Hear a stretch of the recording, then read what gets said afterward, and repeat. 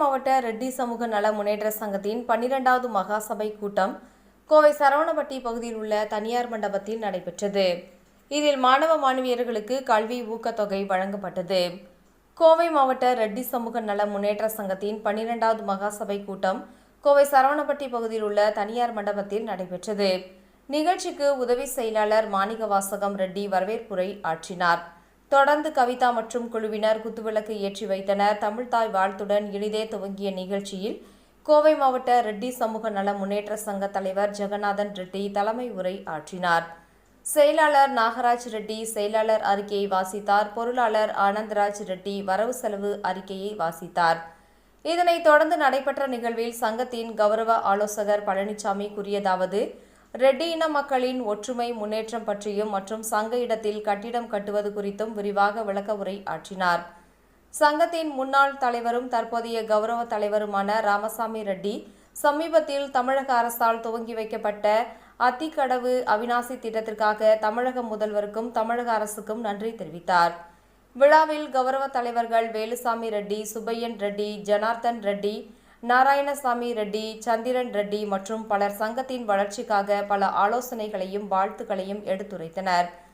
இதனையடுத்து தமிழக அரசால் 2024ஆம் ஆண்டுக்கான தமிழக அரசின் சிறந்த மருத்துவர் விருது பெற்ற தனியார் மருத்துவமனையின் நிறுவனர் ஜனார்த்தன் ரெட்டிக்கு சங்கத்தின் சார்பாக வாழ்த்துக்கள் வழங்கப்பட்டது என்பது குறிப்பிடத்தக்கது. நடைபெற்று முடிந்த கல்வியாண்டில் 80% விழுக்காடுக்கு மேல் அதிக மதிப்பெண் பெற்ற மாணவர்களுக்கு ஊக்குவிப்பு தொகை வழங்கப்பட்டது.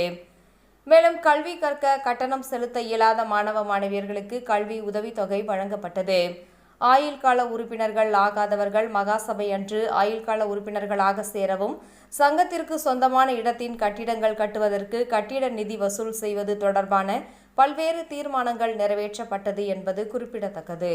வணக்கம், என் பெயர் ஜெகநாதன். நான் கோயம்புத்தூர் மாவட்ட ரெட்டி சமூக நல முன்னேற்ற சங்கத்தின் தலைவராக உள்ளேன்.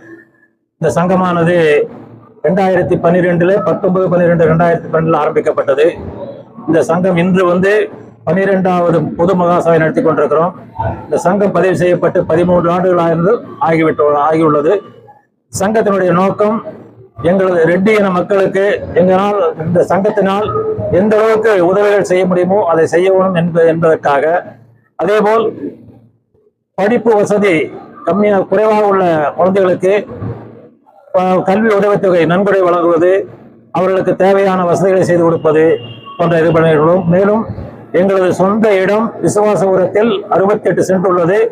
அதில் கல்யாண மண்டபம் கட்டுவதற்காக கட்டிட அனுமதி பெற்றுக் கொண்டுள்ளோம். கூடிய விரைவில் அங்கு கட்டிடத்தை கட்ட உள்ளோம். எங்களது சங்கத்திற்காக வேண்டி எங்களது உறுப்பினர்களிடமிருந்து நாங்கள் பணம் வசூல் செய்யப்பட்ட பணத்தை அரசுக்கு கட்டி இந்த பணியை செய்து கொண்டுள்ளோம்.